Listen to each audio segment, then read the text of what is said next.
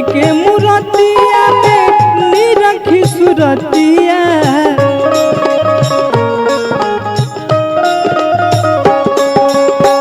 नव दिन नहीं आला गा के दिन रतिया माटी के मूर्तिया में निरखी सुरतिया बोल दिह तू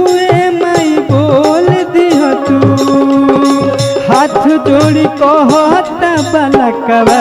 पलकवा अपन खोल दिह तू हाथ जोड़ी कहता पलकवा पलकवा अपन खोल दिह तू।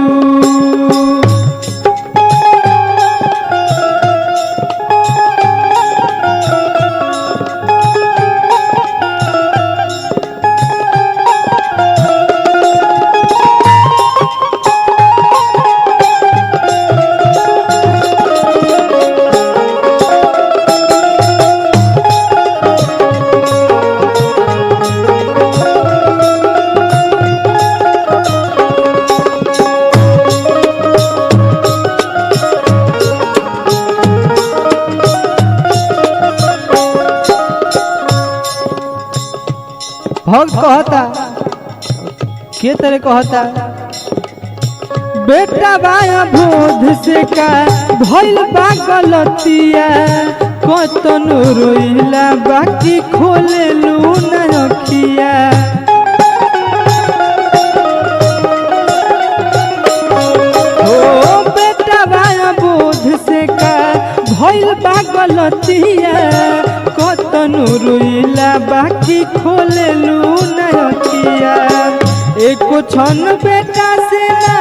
करेलू तू बतिया कटी जाला दिन रोजे ताकते रहतिया बोल दिह तू माई बोल दिह तू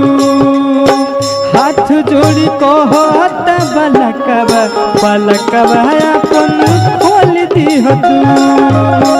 हाथ जोड़ी कहता पलकवा पलकवा अपन खोल दिह तू।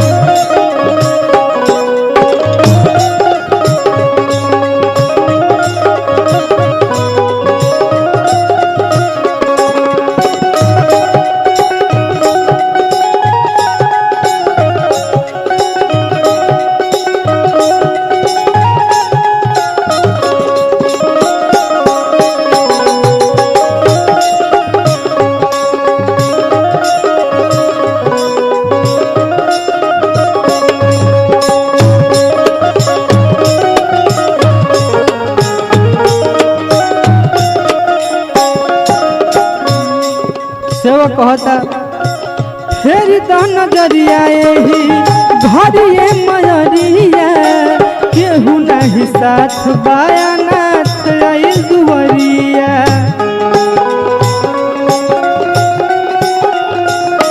हाँ फेर नजरिया घरिए मयरिया केहू नहीं साथ बायानाथ आइल दुवरिया माई बिना माई कुह के लछतिया तोहरा ही रहते बेटा सोहेला ससतिया बोल दिह तू माई बोल दिह तू हाथ जोड़ी कहता पलकवा पलकवा अपन खोल दिह तू हाथ जोड़ी कहता सेवकवा पलकवा अपन खोल दिह तू नव दिन नहीं आला गा के दिन रतिया माटी के मूर्तिया में निरखी सुरतिया बोल दिह तू माई बोल दिह तू हाथ जोड़ी कहता पलकवा पलकवा अपन खोल दिह तू हाथ जोड़ी कहता सेवकवा पलकवा अपन खोल दिह तू पलकवा अपन खोल दिह तू पलकवा